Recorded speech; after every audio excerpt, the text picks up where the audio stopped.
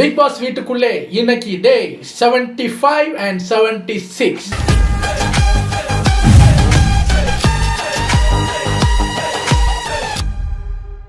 So 2 episode சேர்த்து பார்க்க போகிறோம். 75ல் வந்து பெருசாக ஒன்றும் இல்லை, ஜஸ்ட் சாண்ட்ராவோட அதே இந்த வீக்கு நடந்த அதே ட்ராமாவோட ஒரு சின்ன எக்ஸ்டெண்டட் வேர்ஷன் தான் அன்னைக்கு நடந்தது.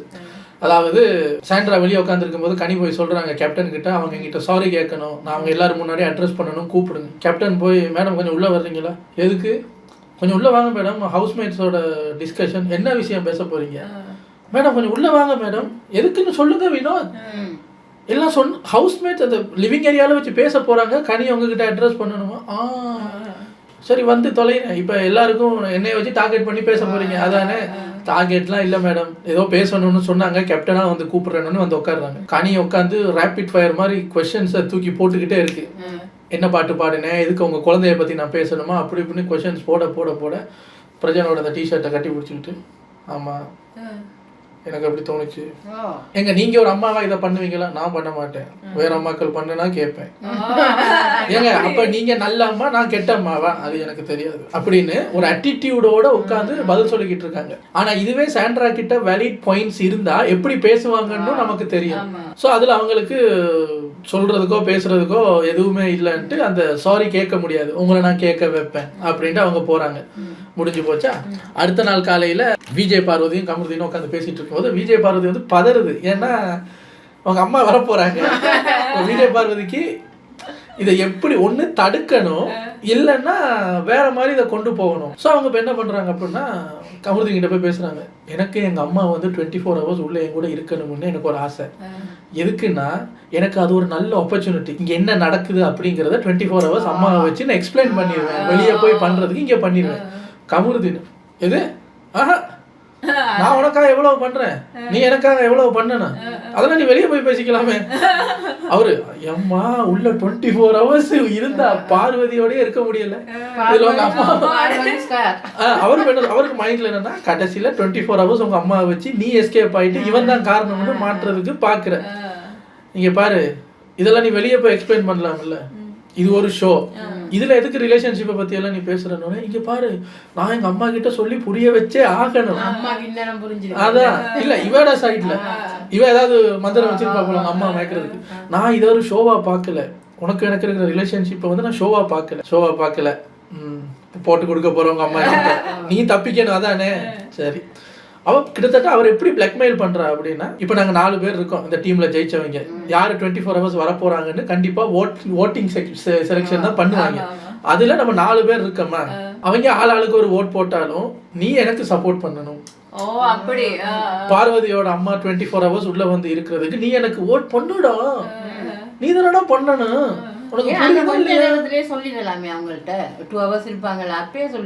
பார்வதியே பேசுறத கேட்காதுன்னா அவங்க அம்மா எப்படி இருப்பாங்க? பார்வதிக்கே அவங்க அம்மா கிட்ட பேசணும்னா 24 hours அப்ப கமருதீன் அவர் மனசுல நினைப்பாரு, அப்ப நீ எனக்கு சப்போர்ட் பண்ண, எங்க அக்கா வந்து இருக்கிறதுக்கு உங்க அக்கா எல்லாம் எனக்கு இங்க தேவையில்ல, எங்க அம்மா தான் எனக்கு இங்க வேணும்.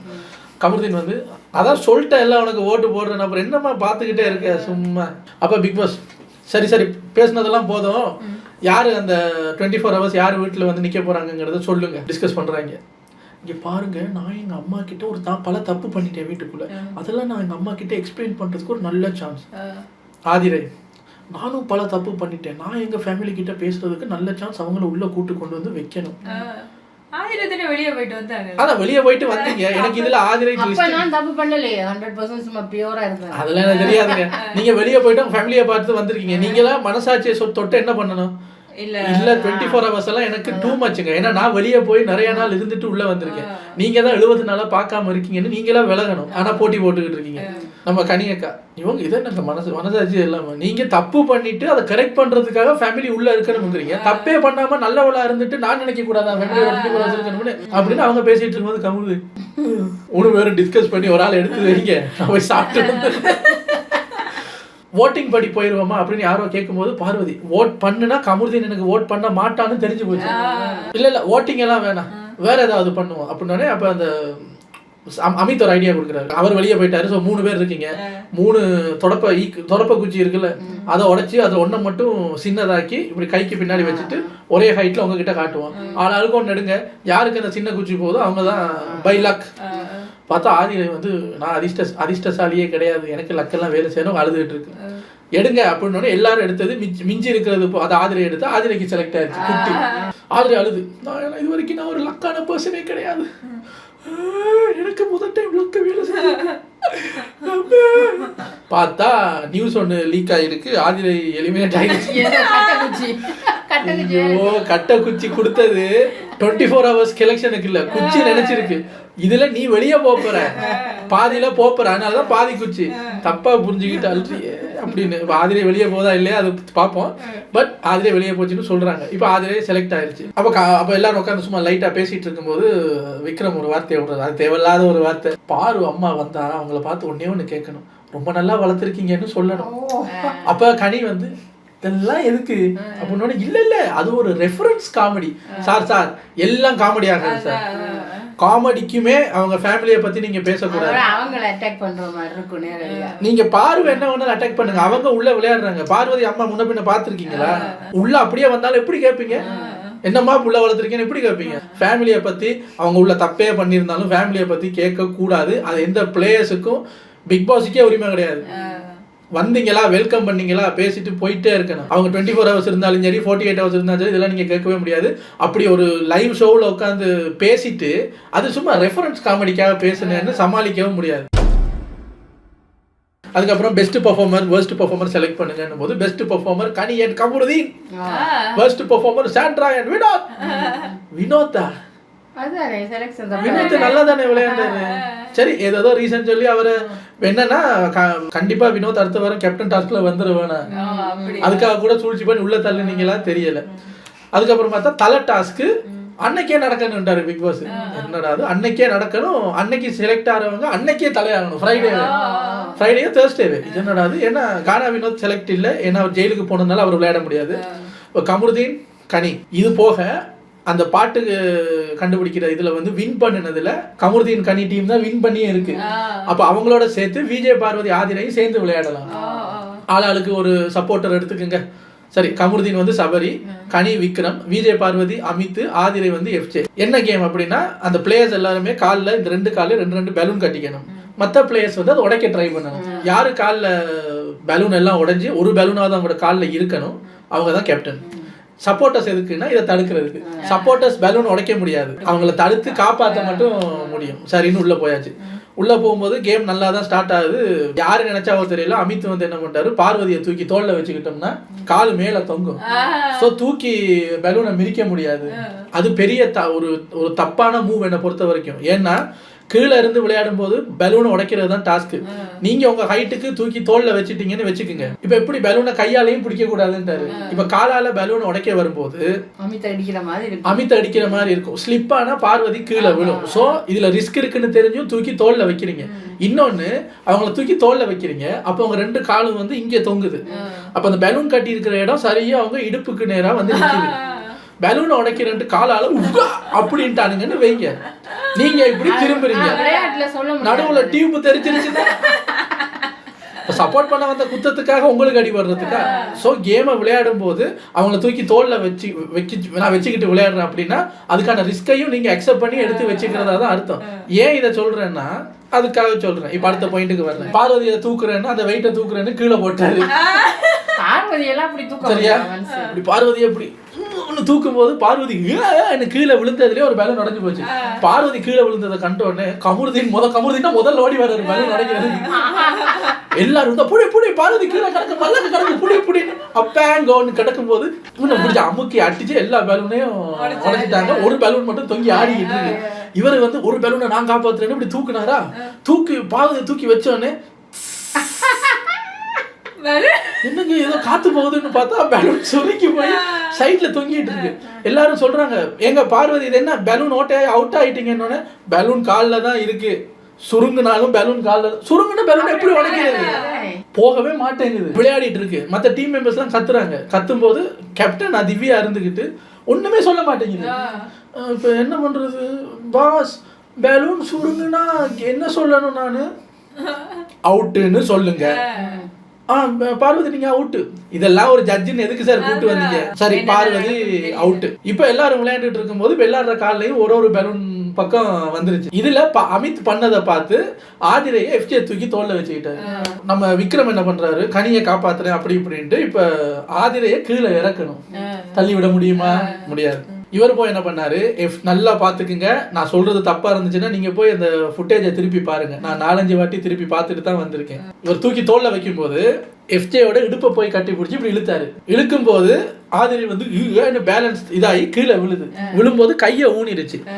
நம்மளோட ஹைட்ல இருந்து கையை ஊன்றதுக்கும் ஒருத்தரோட தோல்ல மேல ஏறி இருந்து கையை ஊன்றதுக்கும் அடிபட்டு இருந்தா கேஸ் ஆயிருக்கும். நல்ல வேலை அடிப்பாடெல்லாம் பிடிச்சிருச்சு. இதுல எஃப்ஜே கடுப்பாயி ரொம்ப நல்லவனுக்கு நடிக்கிறது, பாசம்ங்கிறது, இப்படி வந்து காலை பிடிச்சா இழுப்ப அவர் இடுப்பை பிடிச்சி இழுத்தத விக்ரமுமே மறந்துட்டாரு. ஆமா, அவர் மறந்துட்டாரு. இப்ப எப்படி வந்துருச்சுன்னா, ஒருத்தவங்களை தூக்கி தோல்ல வச்சுக்கிட்டு நிக்கிறேன், வந்து என்னோட ஒத்த காலை பிடிச்சி இழுத்தா எப்படி விழுந்தவங்க மூஞ்சி கீஞ்சி அடிபட்டுருச்சுன்னா அதெல்லாம் யோசிக்க மாட்டாரு. இவர் மற்றவங்களுக்கு மட்டும் அக்ரெசிவா விளையாடாதீங்க அப்படி இப்படின்னு இவர் மட்டும் இதெல்லாம் பண்ணுவாரு. ரொம்ப நல்லவனுக்கு நடிக்கிறது அப்படி இப்படின்னு சண்டை வருது. பார்த்தா கடைசியில கமருதீன் வின் பண்ணிட்டாரு, கேப்டனும் ஆயிட்டாரு. உள்ள வந்து எஃப்ஜே மறுபடியும் பொங்குறாரு. காலை பிடிச்சி இழுக்கிறான். பெரிய உத்தம வேஷம் போட வேண்டியது. இவன் வந்து ரொம்ப நல்லவனு நினைக்க வேண்டியது. பிக் பாஸ் ரூல்ஸை ஃபாலோ பண்றேன், நான் மட்டும் தான் ஃபாலோ பண்றேங்கிற மாதிரி எல்லாருக்கும் ஒரு இது காட்ட வேண்டியது. அப்படி இப்படின்னு அவர் இஷ்டத்துக்கு வார்த்தையை விட்டுக்கிட்டே இருக்காரு. இவர் வந்து நம்ம பண்ணது தப்பு தானோ அப்படின்ட்டு உடஞ்சு போய் உட்காந்துட்டாரு. Aathirai, I am very sorry FJ, sorry. நானு அப்ப நாங்களும் இப்படி பண்ணிட்டு சாரி கேட்டா விட்டுருவீங்களா?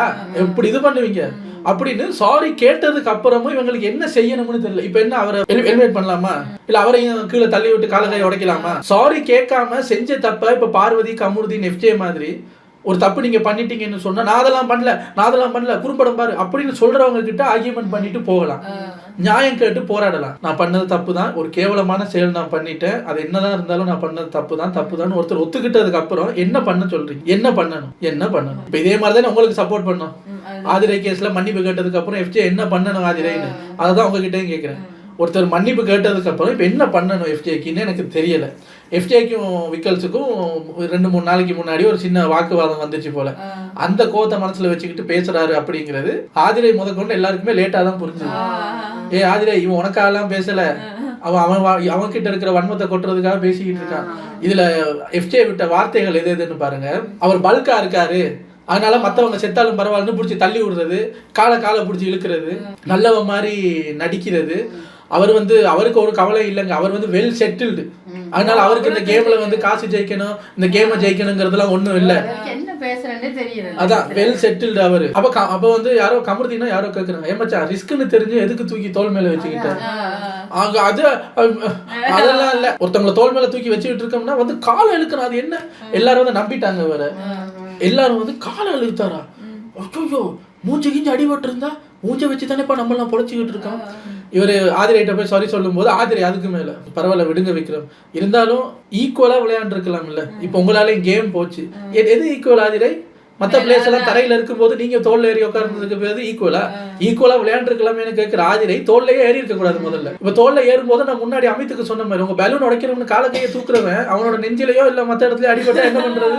நீங்க தரையில இருந்திருக்கணும்ல, ஈக்குவலா பிளே பண்றாங்க நினைக்கிறவங்க தரையில இருந்திருக்கணும். சரி, அவங்கள தூக்கி தோல்ல வைக்கிறது ஒரு ஸ்ட்ராட்டஜினா, அவனை வந்து இடுப்பை பிடிச்சி இழுக்கிறது என்னோட ஸ்ட்ராட்டஜி. அவரு அப்பதான் அவன் பேலன்ஸ் மிஸ் ஆகி கீழே விடுவாங்க. நீங்க அதுல கீழே விழுந்துட்டீங்க, தப்பு தான், அது விக்ரம் மேல தப்பு தான். ஆனா அவன் இடுப்பை பிடிச்சி இழுத்தா நான் கீழே விழுந்துட்டேன்னு சொல்லுங்க. செய்யாத தப்ப யாரு மேலேயும் பழி போடாதீங்க. எஃப்ஜே வந்து அது எப்படி எஃப்ஜேக்கு ஃபீல் ஆச்சுன்னு தெரியல. நான் இப்படி ஒருத்தர் தூக்கி வச்சுட்டு நிக்கிறேன், வந்து காலை இழுத்தா நாங்க 2 பேரும் கீழே விழுறதுக்கா? அவர் காலை இழுக்கவில்லை, இடுப்பை பிடிச்சி இழுத்தாரு, அவ்வளவுதான். கொஞ்ச நேரத்துல பார்த்தா எஃப்ஜே விக்ரமும் கட்டி பிடிச்சிட்டு இருக்காங்க. இப்போ எஃப்ஜே வந்து அது ஒரு இதுல சொல்லிட்டேன், அப்பப்போ உள்ள இருக்கிற எஃப்ஜே வெளியே வந்துடும், பெரிய அந்நியன் இவர் அப்படியே நியாயத்துக்கு அப்புறம் நியாயத்துல ஏன்னா எல்லாரும் அவருக்கு புரிஞ்சிருச்சு, எல்லாரும் என்ன நம்ம பக்கம் திரும்புறாங்க அப்படின்ட்டு போய் கட்டி பிடிச்சிட்டு, இது வேற யாராவது பண்ணியிருந்தா, கமருதீன் வினோத் பண்ணியிருந்தா எனக்கு இது இல்லை, நியாயமா பேசிட்டு நீ பண்ணுன பத்தியா, அடே நீ பொய் சொல்றடா, இடுப்பை பிடிச்சி எடுத்தவன காலை பிடிச்சிருந்தா அவனே நம்ப வச்சிட்டே. அதுக்கப்புறம் டே 76 விஜய் சேதுபதி வராரு, வெள்ளிக்கிழமை விவகாரம். சரி வெள்ளிக்கிழமை என்ன நினைச்சு அப்படின்னு போய் பார்த்தா ஆதிரை வந்து ஏதோ இம்ப்ளிகிமேட்டரா கும்ப்ளிகிமேட்டர் ஏதோ பேர் சொன்னாங்க. இது ஒரு மெஷின். என்னன்னா அந்த மூஞ்சில இருக்கிற முடி அதை சேவ் பண்ற மெஷினா. மேக்கப் போடுற அந்த பெட்ரூமுக்கு பக்கத்துல இருக்கிற ஒரு ரூம்ல பிளக் பாயிண்ட்ல அதை அடிச்சு கீழே ஒரு சூகேஸுக்கு மேல டவல் விரிச்சு அந்த முடி கொட்டாம உயின்னு எடுத்துக்கிட்டு இருக்காங்க. கான வினோதத்தை பாக்குறாரு. வெளியே போயிட்டு வந்து நீ ஏன் மேல என்ன கம்ப்ளைண்ட் வச்ச, அங்க சேவ் பண்ணி முடியெல்லாம் கீழே போடுறீங்க, அது வெளியே பார்க்க எப்படி இருக்கும். ஏமா நாங்க சேவ் பண்ணா மட்டும் வெளியே போயிட்டு இப்படி வந்து சொல்றேன், நீ மட்டும் சேவ் பண்ணலையா? எங்க கீழே கொட்டக்கூடாதுன்னு டவல் விரிச்சிருக்கேன். டவல் விரிச்சாலும் ஒரு கீழே விழுந்தாலும் ஒரு முடி. எனக்கு என்ன பசங்க மாதிரி நிறைய முடி கொத்தா இருக்கா? கொத்தா கித்தோ முடிதான் என்னது அப்படி பண்ணோடனே, அண்ணா உங்களுக்கு உங்களோட ஷேவிங் இதுல வந்து பேட்டரி அது எங்க வேணாலும் தூக்கிட்டு போலாம். இது ஷேவிங் கிடையாது, இது போட்டர். இதுக்கு வந்து வயர் அடிக்கிற பிளக் பாயிண்ட் இங்கேதான் இருக்கு. பாத்ரூம்ல பிளக் பாயிண்ட் இருக்கா? இல்ல. இருந்தா நான் அங்க போயிருப்பேன். இங்க அடிச்சு டவல் விரிச்சுன்னா அவங்க ஏதோ எக்ஸ்பிளைன் பண்ணிட்டே இருக்கும்போது கான வினோத்தை பத்தி தெரியாதா ஹைப்பர். அது வெளியே போயிட்டு வந்து நீ சொன்னா உனக்கு ஒரு நியாயம் மற்றவங்களுக்கு ஒரு நியாயமானு பேசுறதுல யாருமே அவங்கள புரிஞ்சிக்கல. கனி கூட வினோத்துக்கு சப்போர்ட் பண்ணி உங்களை குத்தி காட்டுறாரு, குத்தி காட்டினா அக்செப்ட் பண்ண வேண்டியதானேங்கிற மாதிரி பேசுறாங்க. அதுல ஆதிரி அழுறாங்க. அதுக்கப்புறம் பார்த்தா நைட் ஆயிருச்சு. முடிஞ்சா சாட்டர்டே எபிசோடுக்கு இவங்க ரெடி ஆகும். ஸோ இவங்க என்ன பண்றாங்க, ஒரு சில பேர் வந்து கிச்சன் டீம்ல சமைச்சு சாப்பிட லேட் ஆயிருச்சு அப்படின்னு இப்ப வந்து பாத்திரம் கழுவிட்டு அந்த கிச்சன் எல்லாம் கிளீன் பண்ணிட்டு வீடு கிளீன் பண்ணிட்டு எல்லாரும் வந்து உங்களோட ட்ரெஸ் எல்லாம் பேக் பண்றாங்க. சூட்கேஸ்ல ஷூ எல்லாம் வச்சு எல்லாம் பேக் பண்ணுவோம். டென்ஷன் தூங்க விடுறாங்களா நைட்ல. சாண்ட்ரா எந்திரிச்சு வெளியே போய் இப்படி படுத்தா அந்த இடத்துல கமருதீனோட ஷூ இருக்கு. அப்ப கமருதீன் என்ன பண்ணாரு, வந்து ஒரு பாக்ஸை வச்சு இவங்க தூங்குறத பார்த்துட்டு மெதுவா அந்த ஜிப்பை அப்படின்னு திறந்தோன்னே இவங்க அப்படின்னு அங்க இருந்து எந்திரிச்சு அங்க போயிட்டாங்க. அங்க போய் படுத்திருக்காங்க. ஆமா, இப்ப வெளியே படுக்க கூடாது அப்படின்னா இன்னைக்கு நாய் கத்துனதுக்கு அப்புறம் பிக் பாஸ் நோட்டீஸ் அனுப்பிட்டாரு, யாரும் வெளியே படுக்க கூடாது, உள்ளதான் படுக்கணும். நான் சொன்னா மட்டும் நீங்க வெளியே படுக்கணும். அமித்தும் வினோத்தும் போய் கேக்குறாங்க, சாண்ட்ரா வெளியே படுக்க கூடாது, உள்ள அவ்வளவு சத்தம் வினோத், எப்படி வினோத் உள்ள படுக்கிறது? இல்லைங்க, நாளைக்கு சாட்டர்டே அவங்க பேக் எல்லாம் பேக் பண்றாங்க, பெட்டி காலையிலே வந்துருச்சு வினோத், காலையில செஞ்சிருக்கலாம்ல, இப்ப எதுக்கு உட்காந்து செய்யணும்? உங்களுக்காக யாரும் இதை பண்ணலைங்க, உங்களை டிஸ்டர்ப் பண்ணணுங்கிறதுக்காக ரொம்ப சத்தம் போடுறாங்க. சத்தம் போட்டு சிரிக்கிறாங்க. அவங்களுக்கு மெதுவா சிரிக்க தெரியாதா? எங்க சிரிக்கிறதுக்கெல்லாம் என்னங்க நீங்க ரூல்ஸ் போட்டுக்கிட்டு இருக்கீங்க? இல்ல அவங்க சத்தம் போட்டுக்கிட்டே பாத்திரம் எல்லாம் கழுவுறாங்க. இப்ப எதுக்கு அதெல்லாம் கழுவணும்? அப்ப உள்ள போய் அவர் சொல்றாரு இப்படி கேட்கறாங்கன்னு கணிக்கு கடுப்பாயிருச்சு. நான் காலையில இருந்து கிச்சன்ல சமைச்சிருக்கேன், இப்பதான் என்னால கிளீன் பண்ண முடியும், இதுக்கு அப்புறம் தான் நான் போய் பேக்கே பண்ணணும். இதுல நீ காலையில ஏன் பண்ணல, நைட்ல ஏன் பண்ணல, இவங்க என்ன கேள்வியில கேட்கறாங்க. ஆமா கரெக்ட் தான் அப்படின்னு சொல்லிட்டு இருக்கும்போது திருப்பி போறாரு. சாண்ட்ரா நான் ஒரு கேப்டனா உங்கள்கிட்ட சொல்றேன், நீங்க உள்ள வந்து படுங்க. முடியாது உள்ள வந்து படுக்க முடியாது, எல்லாரும் சேர்ந்து இப்படி பண்ணிட்டு இருக்கீங்க. சம்பந்தம் இல்லாம ஃபியூரியஸ் ஆகுறாங்க. கத்துனா டிஸ்டர்ப் ஆகுதுன்ட்டு இப்ப கத்துறது வந்து தான் ஹெவியா பெர்ஃபார்மன்ஸ் வருது. வேணும்னு பண்றீங்க எல்லாரும், இது என்னது இது? ஏங்க கிச்சன் டீமை வேலை செய்யாதன்னு எப்படிங்க சொல்ல முடியும்? பிக் பாஸ் வீடு எனி டைம் கிளீனா இருக்கணும்னு சொல்லியிருக்காரு. இப்ப கிளீன் பண்றவங்கள்ட்ட வந்து சத்தம் போடாம கிளீன் பண்ணு, பேசாம சிரிக்காம கிளீன் பண்ணு, என்னங்க இது அப்படின்னோட சாண்ட்ரா ரொம்ப கோவப்பட்டு நான் வெளியே தான் படுப்பேன் அப்படின்னா நீங்க எல்லாரும் சேர்ந்து வெளியே அனுப்பிடுங்க, நான் சத்தத்துக்குள்ள வந்து உள்ள படுக்க முடியாது, எல்லாருமா சேர்ந்து வெளியே அனுப்புங்க, அதானே உங்களுக்கு வேணும். வினோத் கன்ஃபியூஷன்ல இருக்காரு. என்ன உனக்கு பிரச்சனை? என்ன பிரச்சனை? 11 வாரமா இந்த டைம்ல தான் எவ்ரி ஃப்ரைடே வேலை செய்யறாங்க, பேக் எடுக்கிறாங்க, நாளைக்கு இதுல என்னமா பிரச்சனை தெரியல. ஹவுஸ்மேட்ஸ் எல்லாம் வந்து பேசுறாங்க, இப்ப என்னங்க ஏங்க கத்துறீங்க, உங்களுக்கு நான் சத்தம் போடாம வேலை செய்ய தெரியாதா?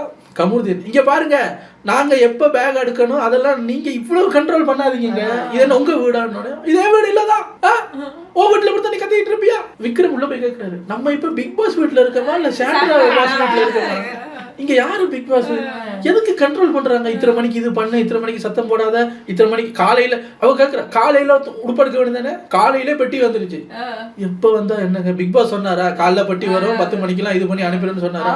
பெட்டி எடுக்க வேண்டியது இருக்கு, அவங்க காலையில அடிக்காச்சு, வேலை எல்லாம் அடிக்கிறாங்க. இது என்னங்க இது அப்படின்னு சத்தம் போடுறாங்க. நான் உங்களை கூப்பிட்டேன்னா எல்லாரும் வந்து பேசுங்கன்னு, நான் வினோத் கிட்ட தானே பேசிட்டு இருக்கேன். வினோத் நீங்க கத்துனா ஹவுஸ்மேட்ஸ் வரத்தான் செய்வாங்க, போங்கப்பா அப்படின்ட்டு போனோன்னு உள்ள வந்து படுக்க போறீங்களா இல்லையா?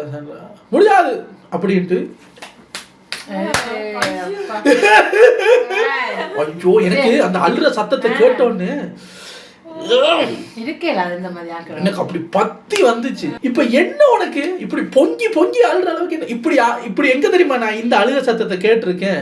ஒரு ஒரு ஒரு இழப்பு வீட்டுலதான் அங்கதான் இப்படி அப்படி அழுற சத்தத்தை, இப்படி அடிக்கிற சத்தத்தை நான் அங்கதான் கேட்டேன். இப்ப உள்ள வந்து தூங்குன்னு சொன்னதுக்கு உனக்கு என்னமா பிரச்சனை, என்ன பிரச்சனை, ஏன் அப்படி அழுறீங்க? உடனே இவங்க இப்படி அடிச்ச உடனே அமித் சைட்ரா நோ அப்படிலாம் பண்ணாதீங்க அமித்தே, உன்னாலதான் இங்க பாதி பிரச்சனை. அவங்கள பேசாம விட்டீங்கன்னா இஹுன்னு அடிச்சிட்டு சைலண்ட் ஆயிருவாங்க. ஒரு சண்டையில கூட தடுக்க யாராவது இருக்காங்கன்னு தெரிஞ்சாதான் பொங்குவானுங்க. தடுக்காம இப்படி இருந்தீங்கன்னு வச்சுக்கோங்களேன், அவ்வளவுதான் நாளைக்கு பாப்பா என்ன அப்படின்னு போயிடுவாங்க. நீங்க ஓவரா போய் இதெல்லாம் பண்ணாதீங்க, ரொம்ப நல்லவரா இருக்காதீங்க அமித். யாருக்கிட்ட உங்களுக்கு நல்லவரா இருக்குன்னு கூட தெரியல. அங்க போய் அவங்க அழுது ஒரு ஐயோ பார்த்தா 1 மணி எல்லாரும் வேலையை முடிச்சுட்டு அங்க போயிட்டு இப்படி படுத்துட்டு இவக்கு பயத்துல குசு குசுன்னு பேசிக்கிட்டு இருக்காங்களா. அங்க இருந்து வர்றா, வந்தோடனே இவங்க எல்லாம் பயப்படுறாங்க. ஒரு என்ன பண்ண சொல்ற, ஒருத்தங்க தனியா அப்படி பண்ணுனா இப்ப வீக்கெண்ட்ல இது எப்படி மாறுதுன்னு பார்த்துட்டு அடுத்த வாரம் இந்த டிராமாக்கு மயங்க மாட்டாங்க. இவனுங்களுக்கு என்ன பயம்னா, இது அண்ணன் வெளியே இருக்காருல்ல, அண்ணன் வந்து ஏன்னா தங்கச்சியை போட்டு அடிச்சிங்கன்னு கேட்டு பிரச்சனை பண்ணிட்டு வரணும். எல்லாருக்கும் இப்ப இந்த வீக்கெண்ட் வரைக்கும் இதுக்கு என்னதான் வெளியே அது எப்படி போயிருக்குன்னு தெரியணும். பேசாம இருக்காங்க. 1 மணிக்கு உள்ள வர்றா, 1 மணிக்கு வந்து உள்ள படுக்கிறான். இது வெள்ளிக்கிழமை விவகாரம். விஜய் சேதுபதி வர்றாரு, வந்தோடனே வணக்கங்க உட்காருங்க. சாண்ட்ரா கேள்வி அங்கதான், என்னம்மா உங்களுக்கு பிரச்சனை? வாரம் முழுக்க டிஸ்டர்ப்டாவே இருக்கீங்க, அழுதுகிட்டே இருக்கீங்க, என்ன உங்க பிரச்சனை? சார் இந்த பிரஜன் வெளியே போனதுல இருந்து நான் ரொம்ப டிஸ்டர்ப்டா இருக்கேன், வீக்கா இருக்கேன், எனக்கு தூக்கம் வர மாட்டேங்குது. எனக்கு ஒரு கேள்வி, பிரஜன் வெளியே போனதுல இருந்து உனக்கு இதெல்லாம் நடக்குதுன்னா அதுக்கு நாங்க என்ன பண்றது? வெளியே ஓடி போன உடனே உன் கூட வெளியே இருக்க முடியாதுன்னு தூக்கி உள்ள போட்டு போனது பிரஜன். அப்ப பிரஜன் கிட்ட போய் கேளு, வெளியே ஓடி போன என்ன விட வேண்டியதானே? ஏதோ பிக் பாஸ் போனவங்கள ஹவுஸ்மேட்ஸ் கையை பிடிச்சி இழுத்து நீ தனியாரு உன்னைய போட்டு அட்டாக் பண்ணணும்னு சொன்ன மாதிரி நீங்க என்ன நினைச்சு உள்ள வந்தீங்க? புருஷன் முன்னாடியா உள்ள வந்து புருஷன் விஜய் சேதுபதி 2 பேர்ல கையை தூக்கி நீங்க வின்னரு நீங்க ரன்னரு, உனக்கு 50 லட்சம் உனக்கு 10 லட்சம்னு அந்த ஷோவே உங்க ஷோவா மாத்திடுவாங்கன்னு நினைச்சீங்களா? சரி, உங்க புருஷன் வெளியே போனா அந்த பிரச்சனையை நீங்க டீல் பண்ணணுமா? உங்க என் புருஷன் வெளியே போயிட்டாரு, எனக்கு ஒரு டென்ஷனா இருக்கு, அதுக்கு சத்தம் போடாத, பாத்திரங்களா உருட்டக்கூடாது, 8 மணிக்கெல்லாம் சாப்பிட்டு படுத்துறேன். ஏன் பண்ணாட உங்க புருஷன் வெளியே போறதுக்கு நாங்க 8 மணிக்கு சாப்பிட்டு படுக்கணும். எவனும் துணி எடுக்க கூடாது. அந்த அந்த இந்த ஒரு படம் இருக்குல்ல, இரும்பு கோட்டை முரட்டு சிங்கம், எதிரி நாட்டுல இருந்து வந்து அந்த நாட்டு மக்கள்கிட்ட வந்து யாரும் 8 மணிக்கு மேல சத்தம் போடக்கூடாது. அப்போ அந்த ஒரு தாத்தா இருக்காரு, அவர் மட்டும் நடந்து போய் எதிரி நாட்டுல கிழங்கு சாப்பிடலாமா பாம்பு போடலாமா, அப்ப அவர் சொல்லுவாரு கிழங்க குறைச்சி சாப்பிட்டுக்குங்க, ஒரு நாளைக்கு ஒரு தடவை பாம்பு போட்டுக்குங்க. அது மாதிரிதான் இவங்க இப்ப பயத்துல பின்னாடி இவங்களுக்கு நல்லா பருப்பு கிழங்கெல்லாம் சாப்பிட்டுட்டு பின்னாடி ஐயோ பாம்பு போட வருதுன்னா சாண்ட்ரா முன்னாடி பின்னாடி மொத்திக்கிட்டு ஓடுவாங்க. பயமா இருக்கு. இவ சாப்பிட்டு நல்லா ஏப்பம் வருதுன்னு வைங்களேன், சாண்ட்ரா உட்காந்து இருக்கு, ஏப்பம் வர்ற ஏப்பத்தை வாங்க மூடிட்டாங்கன்னா வர்ற ஏப்பம் பின்னாடி சாண்ட்ரா எவன்டா சத்தம் போடுறது? நானே என் புருஷன் போன சோகத்துல இருக்கேன், உங்களுக்கு நக்கலா இருக்கா? நான் புருஷன் போன சோகத்துல நான் கவலையில இருக்கேன், நீங்க நல்லா சாப்பிட்டு வாய்வு உண்டாக்கிட்டு குண்டு போட்டுட்டு இருக்கீங்க இந்த வீட்டுல. சத்தம் போடாம குண்டு போடுங்க. சத்தம் போடாம குண்டு போட்டவனே என்னடா எவன்டா அது என்ன தூங்க விடாம பண்றதுன்னு அதுக்கும் சண்டைக்கு வருவேன். என்ன பண்றது? உங்க எனக்கு அதான் புரியல. பிரஜன் வெளியே போனதுனால நான் வீக்கா இருக்கேன், அதா இருக்கேன், இதா இருக்கேன்னா போய் தொலை வெளியே. உள்ளயும் இருக்கணும். என் புருஷனுக்காக நான் விளையாட போறேன் அப்படின்னா சட்டையை கட்டி பிடிச்சிட்டு அங்க போய் அந்த பிக் பாஸ் கதவு இருக்குல்ல, அதுல வந்து அந்த குழந்தைங்க பேரும் அச்சு ஒன்னு எழுதி ஒரு இதால மையால எழுதிட்டு அதுக்கு பக்கத்துல உட்காந்துக்கிறது.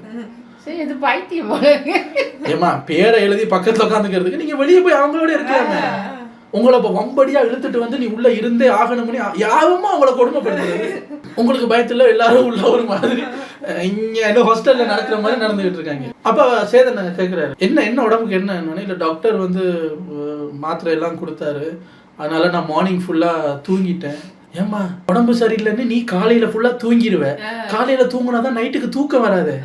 அதுதான் பிரச்சனை. இவங்க காலையில ஃபுல்லா வேலை செய்வாங்க, வேலை செஞ்சுட்டு கண்டென்ட்டுக்காக கொஞ்சம் பேசிட்டு படுக்கிறவங்க கிட்ட வந்து தூக்கம் வரல கத்தாதீங்கன்னா நீ ஏன் காலையில தூங்குன? உனக்காக நாய் கத்தாம பாத்துக்கிட்டாருல பிக் பாஸ் உடம்பு சரியில்லைன்னு. அவங்க அப்ப நான் கேட்கிறேன், அவங்க வந்து டிஸ்டர்ப் பண்ணாங்களா உன்னைய? அப்ப காலையில வேலை செய்யி அங்க வா இங்க வான்னு அவ சொல்றது அவ எந்த வேலையும் பண்ணல, கிச்சன் டீம்ல அவ சமைக்க போகல. அப்ப சாப்பாடு கொடுத்தா சாப்பிட்டீங்களாமா? சாப்பிட்டேன் சார். அப்ப சொல்ல வந்து எனக்கு உடம்பு சரியில்லை சார், நான் சாப்பிட சொல்ல வேண்டியதானே. சாப்பாடு கொடுத்தாங்க, அவங்க சமைச்சு கொடுத்தாங்க, சாப்பிட்டாச்சு. சாப்பாடு கொடுக்கும்போது மோத்த எதுவும் சுழிச்சுக்கிட்டாங்களாமா அவங்க வேலைக்கு வரல? இல்ல சார், அப்படிலாம் ஒன்றும் பண்ணல சார். உங்களை டிஸ்டர்பே பண்ணல இல்லம்மா, வேலை செய்ய மாட்டோம். இல்ல பண்ணல சார், பண்ணல சார். அவருக்கே புரியல என்னதான் பிரச்சனை அப்படின்னு. அவன் சொல்றா நைட்டுல தூங்க விடல சார், மார்னிங்கும் ஃபுல்லா தூங்குறேன், நைட்டுக்கு மார்னிங் தூங்குற நைட்டுக்கு தூக்கம் வராது சார்ன்றா. அப்புறம் எப்படி? விஜயேஷ், கானா, வினோத், நீங்க சொல்லுங்க. ஒரு கேப்டனா நீங்க அங்க போய் கேட்டுட்டு இருந்தீங்க, நீங்க சொல்லுங்க. ஃபுல்லா சொல்லணும். நீங்க சொல்ற வரைக்கும் நான் பேச மாட்டேன்.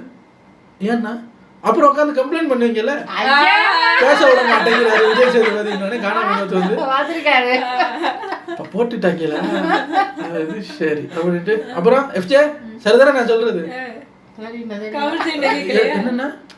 என்னன்னாவா நீங்க வினோத் கமருதீன்லாம் உட்காந்து வீக்கெண்ட்ல சொல்லிட்டு இருந்தீங்கல்ல, இங்க பாருங்க, நீங்க என் மேல என்ன வேணாலும் சொல்லுங்க, எனக்கு உங்க மேல கோபம் வராது. ஏன்னா உள்ள ஒரு வீட்டுல அடைச்சி போட்டு இருக்கிறவங்க கிட்ட நான் உங்களை பேச விடல அப்படின்னு நீங்க அதை கொட்டி தீக்குறீங்க. ஆனா வெளியே இருக்கிற எங்களுக்கு தான் தெரியும் வெளியே அது எப்படி போகுது, எதை காட்டணும் காட்டக்கூடாது, எதை கேட்கணும் கேட்கக்கூடாதுன்னு. நீங்க என்னை திட்டுங்க, அது வேற பிரச்சனை, நம்ம அப்புறம் வருவோம். இப்ப சாண்ட்ரா பிரச்சனையை பத்தி பேசுங்க. இல்லைண்ணா நான் போய் அவங்கள கூப்பிட்டேன்னா, கூப்பிடும்போது ஃபியூரியஸ் ஆகுறாங்கண்ணா. சாண்ட்ரா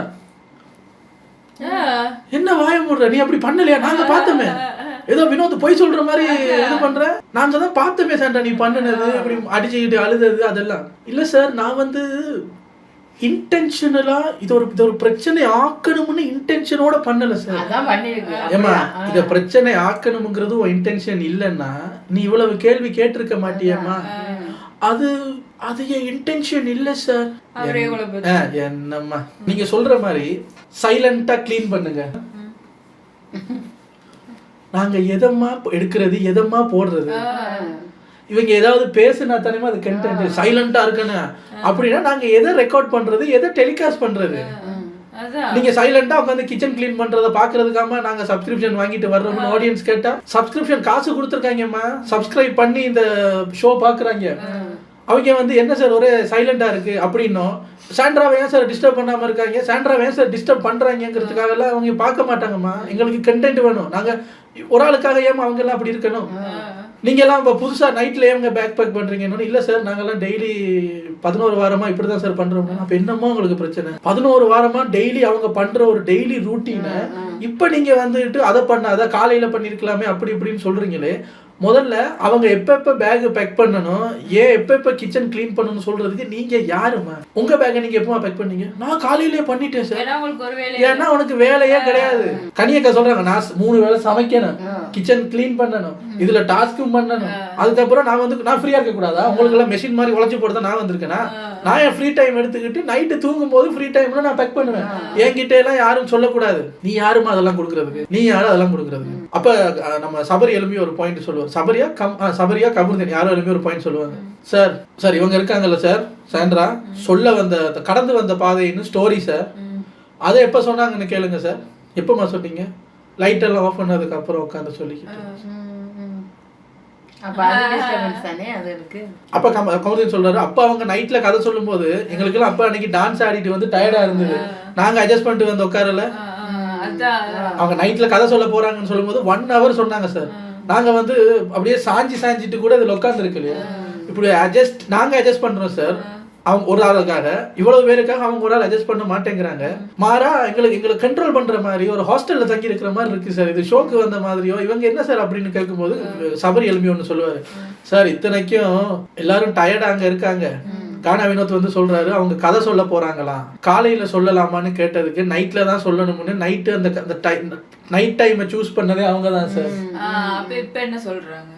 உடனே சார் நைட்ல தான் சார் இவங்க ஆக்டிவா இருப்பாங்க, அதனாலதான் சார் செலக்ட் பண்ணேன், இவங்க எல்லாம் டயர்டா இருக்காங்கன்னு சத்தியமா எனக்கு தெரியாது சார். கானா வினோத், ஏமா அவங்க எல்லாம் டயர்டா இருக்காங்கன்னு நான் சொல்லலையே அவங்க கிட்ட, சொன்னேன் அப்படின்னு அப்படிங்கிற மாதிரி. அப்ப விஜய் சேதுபதி கேட்கிறாரு, காலையில பண்ணலாமான்னு கேட்டதுக்கு மார்னிங்கா நைட்டானு கேட்டதுக்கு நைட் டைம் செலக்ட் பண்ணது நீங்க தானே? ஆமா சார். ஏன் செலக்ட் பண்ணீங்க? அவங்க நைட்ல தான் சார் ஆக்டிவா இருப்பாங்க. சோ அவங்க நைட்ல ஆக்டிவா இருக்காங்கன்னு உங்களுக்கு தெரியும் இல்லம்மா முன்னாடியே? ஆமா தெரியும் சார். அப்ப நைட்ல அவங்க ஆக்டிவா இருக்கிறத உங்களோட கதை சொல்றதுக்கு சாதகமா ஃபர்ஸ்ட் யூஸ் பண்ணிக்கிட்டீங்க. அப்ப மட்டும் யூஸ் பண்ணிக்கிட்டீங்கல்ல. இத மறந்துட்டு நீங்க பதில் சொல்லுங்கம்மா. அவங்க எல்லாம் கம்ப்ளைண்ட் பண்றாங்கன்னு ஏமா ஏமா ஏமா 5 பைசாக்கு பிரயோஜனம் இல்லாம அழுறது மாறம் முழுக்க அழுதாச்சு. இப்ப இங்க வந்து பதில் சொல்ற நேரத்துல அழுதா பிரயோஜனமே இல்லைன்னு. ஓகே ஓகே அந்த ஆக்ஷன் கட் அதுல மாறுவாங்க இல்ல. அப்படி ஒரு இமோஷன்ஸை இப்படி ஒரு ஆளால இவ்வளவு ஸ்பீடா கண்ட்ரோல் பண்ண முடியுமா? 9 கிரகங்களும் ஒன்றாய் சுற்று போட்ட ஒருவன் பேட்டரி இல்லாமலும் பேசுவாங்க, எப்படி வேணுமானாலும் பேசுவானுங்கிற மாதிரி அது முடியும். சாண்ட்ராவால முடியும். வினோதம் அந்த நோய் வேற இருக்கா எனக்கு. சரி வச்சுக்க. இப்ப நீங்க பதில் சொல்லுங்கம்மா. நீங்க பதில் சொல்ல 2 மணி நேரமா நிக்கிறேன் நான். இந்த ஷோ எவ்வளவு நேரத்துக்குமா போறது? எல்லா விளக்கமும் கொடுத்தாச்சு. இப்ப நீங்க எங்களுக்கு விளக்கம் கொடுங்க. எங்கிட்ட உங்ககிட்ட ஒரு கேள்வியும் இல்ல. இப்படி பாத்துக்கிட்டே இருந்தா சேதுபதி வந்து கடைசி வரைக்கும் ஒன்றும் புரியாமல் கிளம்புகிறார் விஜய் சேதுபதினு பிரேக்கு போயிட்டாரா. பிரேக்குக்கு போனோடனே எல்லாரும் அந்த பிரேக்ல பேசிட்டு இருக்கும் போது சாண்ட்ரா மட்டும் பிரேக்ல அந்த மொத்த பிரேக்ல எப்படி நம்ம உட்கார்ந்து இருந்துச்சு. போய் சொல்லியாச்சு எல்லாருக்கும். நிமிந்து தலையை நிமிந்து கூட பாக்குறதுக்கு தைரியம் இல்லை. அதாவது அந்த திருப்பாச்சி படத்துல விஜய் மாதிரி ஆத்தா ஏன் சம்மதிக்க மாட்டேங்கிறீங்க சாவுக்கு சங்குதுராலே தலையை ஆட்டுனா தலையை துண்டாக்கிறாங்க, புகையெல்லாம் போடுவாங்க, தண்ணி எல்லாம் ஊத்துவாங்க, அப்படி இருப்பாருல்ல. இப்ப சாண்ட்ராக்கு தலையை தூக்குனா ஏன் சாண்ட்ரா அப்படி சொன்னீங்கன்னு கேட்டுருவாங்க. அவங்க அண்ணன் வந்து வெல்கம் பேக்னு சொல்ற வரைக்கும் அப்படியே இப்படியே இருந்தா என்னது. இப்ப எப்படியும் அவர் சொல்லிட்டு சாட்டர்டே சண்டே எபிசோட் முடிச்சுட்டு போயிடுவாரு. அப்புறம் இவங்க கூட தான் குப்பை கட்டணும். போன வாரம் நடந்ததெல்லாம் நோண்டி நோண்டி கேட்பாங்க. இப்ப நீ இந்த வாரம் ஃபுல்லா ரோஸ்ட் ஆயிருச்சு, அடுத்த வாரம் உங்க டிராமா எதுவும் ஒர்க் பண்ணாது, வழக்கத்துக்கு மாறா சத்தம் போடுவாங்க. அவங்களுக்கு அப்படி ஒரு இன்டென்ஷனே இல்ல. இப்ப வேணும்னு பண்ணி பார்ப்போமே, வாங்கின பேர் வாங்கினதானு வேணும்னு டிஸ்டர்ப் பண்ணா என்ன பண்ணுவீங்க? அதுக்கப்புறம் திருப்பி வர்றாரு. இப்ப சாண்ட்ராவுக்கு அவ்வளவுதான், வேற எதுவும் கேட்கல. அதெல்லாம் ஒன்றும் கேட்கல. அவர் ஒரு சாஃப்டான ரோஸ்ட் தான் என்ன பொறுத்த வரைக்கும். மற்றவங்களாம் ரோஸ்ட் பண்ணும்போது அவரோட ஃபேஸும் அவரோட பாடி லாங்குவேஜும் இருக்கிற ஒரு விதத்துக்கும் இதில் வந்து அப்படியே இருந்தாலும் தங்கச்சி பாசம் விட்டு கொடுப்பாரா, கடமைக்கு ரோஸ்ட் பண்ணிட்டு விட்டாச்சு. அப்புறம் கானா வினோத்தோட கேப்டன்சியை பற்றி பேசுங்க. ஒரு சில பேர் நல்லா பண்ணாங்க சார், நல்லா பண்ணாரு சார். கானா வினோத் கேப்டன் தனித்தனியாக தெரிஞ்சுது எங்களுக்கு. ஏன்னா யூஸ்வலாக கானா வினோத்தா இருந்தால் ஹைப்பராக இருப்பார், கத்திக்கிட்டே இருப்பார். இப்போ கேப்டனுங்கும் போது கொஞ்சம் பொறுப்போட நடந்துக்கிட்ட மாதிரி இருந்தது. அப்புறம் விஜய் சேதுபதியை ஆதிரியோட ஷேவிங் மேட்டர் எடுத்துட்டு வர்றாரு. வந்து இதுல கொஞ்ச நேரம் பேசினாங்க. ஆதிரைக்கு தான் சப்போர்ட் பண்ணாரு அவரு, வினோத்துக்கு அவர் சப்போர்ட் பண்ணல. வினோத்துக்கு ரோஸ்ட் பண்ணிட்டு வினோத்துக்கு சப்போர்ட் பண்ணவங்களையும் ரோஸ்ட் பண்ணி விட்டாரு, ஆதிரைக்கு சப்போர்ட் பண்ணாரு. அப்புறம் இந்த கிளீனிங் இஷ்யூ விஜய் பார்வதி கிட்ட கேள்வி மேல கேள்வி கேட்டுக்கிட்டே இருக்காரு. ஏன் பார்வதி உங்களை எந்த டீம்ல போட்டாலும் பிரச்சனை மட்டும் வருது, உங்களை எந்த டீம்ல போடுற அந்த ஒரு ப்ராசஸை மட்டுமே தனி எபிசோடா போடுற அளவுக்கு அவ்வளவு கண்டென்ட் கொடுக்குறீங்களே, ஏன் உங்களுக்கு மட்டும் என்ன பிரச்சனை? இல்லை சார் நான் வேலையெல்லாம் பண்ணேன் சார், அது சார் இது எதுக்கு உங்களுக்கு அவ்வளவு லக்ஸரி கொடுக்கணும்? மற்றவங்க எல்லாம் வேலை பண்றாங்கல்ல, இதுல உங்களுக்கு உதவி செய்ய வர்றவங்கள பல்ல வர பிடிச்சி பாக்குறீங்க. விக்ரம் என்ன விக்ரம் சொன்னாங்க, சார் நாங்களே ஹெல்ப் பண்றதுக்கு போறோம், இந்த ஏரியாவை நாங்க எடுத்துக்கிறோம்னு சொன்னா அதெல்லாம் முடியாது. நாங்க எப்ப கூப்பிடுறோமோ அப்பப்ப வந்து எந்தெந்த ஏரியாவை காட்டுறோமோ அந்தந்த ஏரியாவை நீங்க கிளீன் பண்ணணும்னா எப்படி சார் நாங்க ஹெல்ப் பண்ண வந்தவங்க கிட்ட நீங்க எப்படி டிமாண்ட் பண்ணுவீங்கன்னு கேட்டோம் சார். விஜய் சேதுபதி வசனம் சொன்னாரு, சொரண உள்ளவனுக்கு அது கேவலமான ஒரு நம்ம கேரக்டரையே குவெஸ்சன் பண்ற மாதிரி ஒரு விஷயம். ஆனா பார்வதிக்கு தான் துப்பு நான் தொடச்சுக்கல அப்படி ஒண்ணு. சேதுபதி என்ன சொல்ல வரான்னு கூட புரிஞ்சிருக்காரு. சேதுபதி சொல்றாரு, அது எனக்கு புரியவே இல்லைம்மா, அது என்னம்மா நமக்கு உதவி செய்ய வர்றவங்க கிட்ட அவங்களை இப்படி நடத்துறது அப்படின்னா அது எவ்வளவு பெரிய ஒரு அலிகேஷன். ஒருத்தங்க நமக்கு உதவி செய்ய வந்தா அவங்களை இப்படியா ட்ரீட் பண்ணுவேன்னு கேட்டா அப்ப நம்மள எப்படி ஒரு லைட்ல அவங்க ஸ்பாட்ல வைக்கிறாங்க.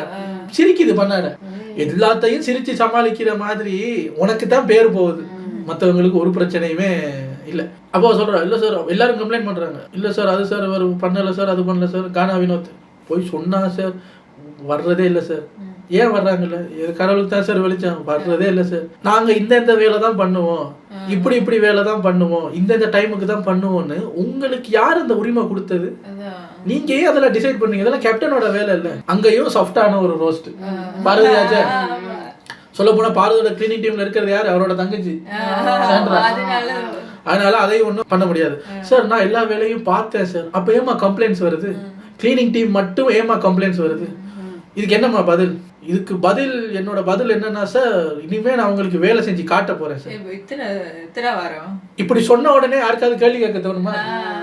சோ பார்வதிக்கு அந்த பிரச்சனை எப்படி முடிக்கணும்னு தெரியும். இப்ப அடுத்த வாரம் புது பார்வதி மறுபடியும் புதுசா ஆரம்பிக்கும். நீங்க மறுபடியும் கிளீனிங் டீம்ல போட்டு கிளீன் பண்ண சொல்லுங்க பாப்போம். நீ தானேமா சொன்ன இதுக்கு பதில் நான் வேலை செஞ்சு காட்டணும்னு, எங்க சொன்னேன் அப்படின்னு கேட்கும்.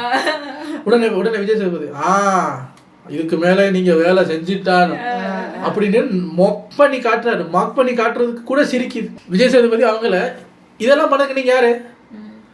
பிக் பாஸ் வேலை கொடுத்தா அந்த வேலையை நீங்க செய்யணும், கேப்டனை நீங்க மதிக்கணும், அதெல்லாம் சொல்லல. ஹாஷா இருக்க வேண்டிய இடத்துல அவங்க கிட்ட வந்து அவங்களுக்கு புரிய வைக்கிறேன், உங்களுக்கு புரிஞ்சா சரி, உங்களுக்கு நான் புரிய வைக்கிறேன், புரியுதா இல்லையா சார், உண்மையிலே உங்களுக்கு இதான் வேலையா? இங்க நடக்கிற விஷயத்தை அட்ரஸ் பண்ணி இப்படி பண்ணணும் இப்படி பண்ணக்கூடாது, பிக் பாஸுக்குன்னு ரூல்ஸ் இருக்கு அப்படின்னு அடிச்சு பேசுறதுக்கு சம்பளம் வாங்கிட்டு உள்ள வந்தீங்களா, இல்ல பார்வதிக்கு இது எப்படியாவது புரிய வச்சு கிளாஸ் எடுப்போம்னு நினைச்சு வந்தீங்களா? அந்த பண்ணாடைக்கு புரியாதுன்னு உங்களுக்கு புரியுதா இல்லையா? 11 வாரமா புரிய மட்டும் வச்சுக்கிட்டே இருக்கீங்களே, எப்பதான் கட் அண்ட் ரைட்டா சொல்லுவீங்க? இல்ல இந்த சீசன் புரிய வைக்கிறது தான் உங்களோட வேலைன்னு உங்களுக்கு அப்படிதான் அக்ரிமெண்ட் போட்டிருக்காங்களா? நீங்க எதுவும் கட் அண்ட் ரைட்டா சொல்லக்கூடாது, அவங்களுக்கு புரிய வச்சுக்கிட்டே இருக்கணும். அவங்களுக்கு புரியாது, உங்களே நக்கல் பண்ற அளவுக்கு வந்துட்டாங்க பாருங்க. இதுக்கு மேலையும் மற்றவங்களை கூட விடுங்க சார், இதுக்கு மேலையும் பார்வதிட்ட சொல்லி புரிய வச்சிடலாம்னு நினைக்கிறேன். உங்களை நினைச்சா எனக்கு பாவமா இருக்கு. அதெல்லாம் புரிய வைக்க முடியாது. பாரதி ராஜாக்குன்னா அதை பண்ண முடியும், ஏன்னா அவர் கல்லையை நடிக்க வச்சவர். இப்போ பார்வதியை புரிய வைக்கிறதுன்னா ஒரு பார்வதி ஒரு கல், நீங்க என்ன பேசினாலும் அசையாது. ஸோ பாரதி ராஜா சாரை வந்து நீங்க ஹோஸ்டாக்குள்ள கொண்டு வாங்க. அவர் வந்து அந்த பார்வதியை நடிக்க வைப்பாருன்னு நினைக்கிறேன், வேலை செய்யற மாதிரியா நடிக்க வைப்பாரு. இது அந்தமான்ல வேற மாதிரி கை தட்டி இருப்பானுங்க. அந்த பாரதி ராஜா எக்ஸாம்பிள் எடுத்து வந்ததுக்கு அந்தமான்ல அகட்டி கை தட்டி இருப்பாங்க. எல்லா ஒரு எக்ஸாம்பிள் கல்லே நடிக்க வைப்பாரு, அப்ப பார்வதியை கல்லுன்னு சொல்லி ஐயோ விழுப்புரத்துல விசில் எல்லாம் அடிச்சிருப்பாங்க சார், மதுரையில மல்லாக்க போட்டு குத்திருப்பாங்க சார், பாராட்டிருப்பாங்க. என்ன சார் இங்க சொல்லிட்டு நான் வெயிட் பண்றேன், ஏதாவது இது வரும்னு மூச்சு கூட விட மாட்டேங்கிறாங்க சார். பார்வதி கல்ல ரொம்ப சந்தோஷமாகுது. அப்ப அதை காட்டு, அது சொன்னதுக்கு அப்புறம் இல்ல இது வந்து ரொம்ப ரெஸ்பான்சிபிள் நினைச்சு பண்ணது ராமர் சொல்ற மாதிரி. அதுக்கப்புறம் ஒரு டாஸ்க் வைக்கிறாரு, யாரு யாரை கேமில் ஓவர்டேக் செய்கிறார், இவர் ஓவர்டேக் பண்றாருன்னு சொல்லுங்க அப்படின்னும் போது நிறைய பேர் வந்து விக்ரம் வந்து சுபியை ஓவர்டேக் பண்ண ட்ரை பண்றாரு, திவ்யா வந்து சாண்ட்ரா ஓவர்டேக் பண்ணிட்டா, சாண்ட்ரா இருந்ததுக்கும் இப்ப இருக்கிறதுக்கும் ரொம்ப டிஃபரன்ஸ். பல பேர் சொன்னது விஜய் பார்வதி கமருதீன் இதை ஓவர்டேக் பண்றா. இதுல சம்பந்தமே இல்லாம ஏதோ ஒரு வினோத் ஏதோ ஒரு பாயிண்ட் சொல்ல வர அது மறுபடியும் சாண்ட்ரா பக்கம் திரும்பிடுச்சு. எனக்கு அது எக்ஸாக்டா கிளியரா தெரியல. என்னன்னா 2-3 வாரத்துக்கு முன்னாடி நடக்கும்ல ஜெயிலுக்குள்ள போக மாட்டேன்னு சாண்ட்ராவும் திவ்யா, அப்ப திவ்யாவோட தலைவலி நாடகம் அப்படின்னு சாண்ட்ரா அன்னைக்கு அழுதுட்டு இருக்கும் போது விக்ரம் போய் பேசும்போது அதை சொல்றா. திவ்யா வந்து எனக்கு தலைவலி எல்லாம் இல்ல, கனி அன்னைக்கு உள்ள போகாம ரொம்ப நேரம் வெளியே இருந்தாங்கல்ல, அது மாதிரி நானும் உள்ள போகாம இருக்கணும் அப்படிங்கிறதுக்காக தான் நான் அப்படி பண்ணினேன். இதை விக்ரம் வந்து இப்ப விக்ரம் உங்கள்ட்ட அப்படி சொன்னாங்களா அப்படின்னு கேட்கும் போது விக்ரம் காணவங்க சொல்றாரு, விக்ரம்கிட்ட மட்டும் இல்ல சார் என்கிட்டையும் ஜெயில சொன்னாலும் அப்படின்னு விக்ரம் சொல்ற என்கிட்ட சொன்னாங்க சார். சாண்ட்ரா மறுபடியும் சாண்ட்ரா என்னம்மா நான் அப்படி சொல்லவே இல்லை சார். அப்படியாம்மா நீங்க சொல்லல, இப்போ ஒரு குறும்படம் போடவாமா, நீங்க அப்படிதான் சொல்லியிருக்கீங்க.